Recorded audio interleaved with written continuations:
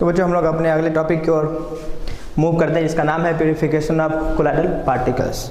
तो बच्चों purification of colloidal particles है क्या? कहने का मतलब है जो भी कोलाइडल सॉल्यूशन होता है जरूरी नहीं है कि वो पूरा का पूरा प्योर हो, तो उसमें बहुत सारे डिजॉल्व इम्प्योरिटीज होते हैं या बहुत सारे इम्प्योरिटीज होते हैं जिसको अलग किया जाता है। तो वही किसी भी डिजॉल्व इम्प्योरिटीज को अलग करने का जो मेथड होता है उसको हम क्या कहते हैं? Purification of colloidal particles.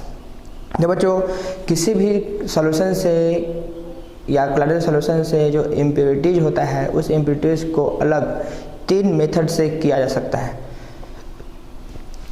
पहला मेथड डायलिसिस, दूसरा इलेक्ट्रोडायलिसिस और तीसरा हमारा अल्ट्रा फिल्ट्रेशन है। तो जो इन 3 मेथड से हम लोग कोलाइडल सॉल्यूशन में डिजॉल्व इम्प्योरिटीज को आसानी से अलग कर सकते हैं। तो सबसे पहला टॉपिक को हम लोग मूव करते हैं जिसका नाम है डायलिसिस। तो बच्चों डायलिसिस क्या है? डायलिसिस जनरली आप लोगों ने वर्ड सुना होगा हॉस्पिटल्स वगैरह में।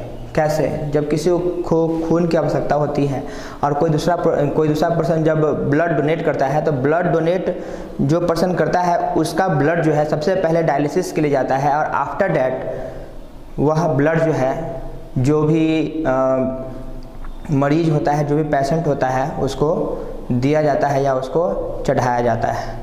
तो डायलिसिस का प्रोसेस में होता क्या है कि जो भी डिजॉल्व इम्प्योरिटीज होते हैं, जैसे कोई भी इलेक्ट्रोलाइट, खासकर इलेक्ट्रोलाइट की मैं बात कर रहा हूँ, जो भी डिजॉल्व इम्प्योरिटीज होते हैं एज अ इलेक्ट्रोलाइट, उसको रिमूव करने का जो प्रोसेस होता है बाय मीन्स ऑफ मेम्ब्रेन, मतलब किसी भी मेम्ब्रेन के द्वारा, ठीक है ना। जैसे कैट मेम्ब्रेन, एनिमल मेम्ब्रेन का यूज आप लोग कर सकते हैं जनरली उसके प्यूरिफिकेशन के लिए। तो उसको हम लोग क्या कहते हैं? डायलिसिस। मतलब कि जो कोई भी कोलाइडल सॉल्यूशन है उस कोलाइडल सॉल्यूशन में अगर कोई डिजॉल्व इलेक्ट्रोलाइट्स हैं तो उसको अलग करने का जो प्रोसेस होता है bye means of membrane. Bye means of membrane का मतलब क्या है कि मेम्ब्रेन के द्वारा डिजॉल्व इलेक्ट्रोलाइट्स को किसी भी कोलाइडल सॉल्यूशन से अलग करने का जो विधि होता है ना बच्चों, उसको हम लोग क्या कहते हैं? डायलिसिस। लेकिन ध्यान रहे डायलिसिस का प्रोसेस जो होता है ना बच्चों वो काफ़ी स्लो होता है, बहुत ज़्यादा स्लो होता है।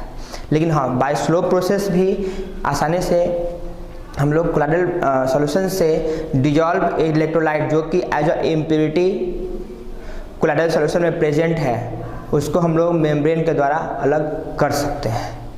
अब बच्चों हम लोग अपने नेक्स्ट मेथड की ओर बढ़ते हैं जिसका नाम है इलेक्ट्रोडायलिसिस। ठीक है, डायलिसिस हम लोगों ने पढ़ लिया है। इलेक्ट्रो का सेंस जो है बच्चों इलेक्ट्रिक करंट से है, ठीक है। तो कहने का मतलब है कि डायलिसिस का प्रोसेस मैंने बताया है कि बहुत स्लो होता है, बहुत ज़्यादा स्लो होता है। तो कहने का मतलब है कि अगर कोई भी पेशेंट है वो बहुत ज़्यादा मतलब पीड़ित है, वो एकदम क्रिटिकल कंडीशन में है और उसको एक एट रैंडम जो है सडनली एकदम ब्लड की आवश्यकता पड़ी, तो निश्चित रूप से डायलिसिस के प्रोसेस में डालने पर तो क्या हो जाएगा, काफ़ी ज़्यादा समय लगेगा और मरीज हो सकता है कि क्या हो जाए, मर भी जाए। तो कहने का मतलब है कि अगर उसको ब्लड की आवश्यकता है तो कहते हैं कि हम लोग इलेक्ट्रोडायलिसिस प्रोसेस के द्वारा जो है हम लोग तुरंत ब्लड लेकर के और फिर जो है पेशेंट को चढ़ा भी सकते हैं। तो एक्चुअली उसमें होता क्या है कि जो डायलिसिस का प्रोसेस होता है वो तो चूँकि काफ़ी स्लो होता है, तो हम लोग इस डायलिसिस के प्रोसेस में इलेक्ट्रिक करंट को अप्लाई करके इसके प्रोसेस को मतलब ये जो डायलिसिस का प्रोसेस होता है उसको हम लोग फास्ट करते हैं, तेज़ कर देते हैं, ठीक है ना। इलेक्ट्रिक करंट को अप्लाई, चूँकि इलेक्ट्रोलाइट है बच्चों, इलेक्ट्रोलाइट है तो आसानी से आप इलेक्ट्रिक करंट को क्या कर सकते हैं, उससे होकर के पास करा सकते हैं। तो जैसे इलेक्ट्रिक करंट को आप पास कराइएगा, है ना, डायलिसिस के प्रोसेस में, तो डायलिसिस का प्रोसेस जो होता है वो काफ़ी ज़्यादा तेज़ हो जाता है ना, जिसके द्वारा जो है किसी भी डिजॉल्व इलेक्ट्रोलाइट्स को आसानी से और तेज़ गति से जो है कोलाइडल सॉल्यूशन से प्योरीफाई किया जा सकता है। तो इसी प्रोसेस को हम लोग क्या कहते हैं? इलेक्ट्रोडायलिसिस। यानी कि हम लोग कह सकते हैं कि the process of dialysis is too slow, है ना, it can be made faster by applying electric current, ठीक है, विच इज कॉल्ड इलेक्ट्रोडायलिसिस। फिर बच्चों हम लोग तीसरा बात कर रहे हैं अल्ट्रा फिल्ट्रेशन का। तो अल्ट्रा फिल्ट्रेशन है क्या? What is ultra filtration?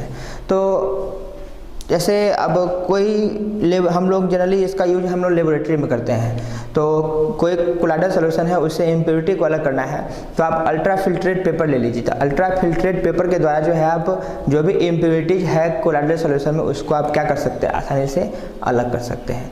तो कहते हैं क्या कि the separation of the separation of impurity from a colloidal solution bye means of ultra filtrate paper is called ultra filtration. तो बच्चों ये था हमारा क्या प्यूरिफिकेशन ऑफ कोलाइडल पार्टिकल्स। तो ये भी काफ़ी इंपॉर्टेंट टर्म है, इसको आप लोग ध्यान रखेंगे। तो बच्चों ये आज का सेशन यहीं पर समाप्त होता है। Thank you.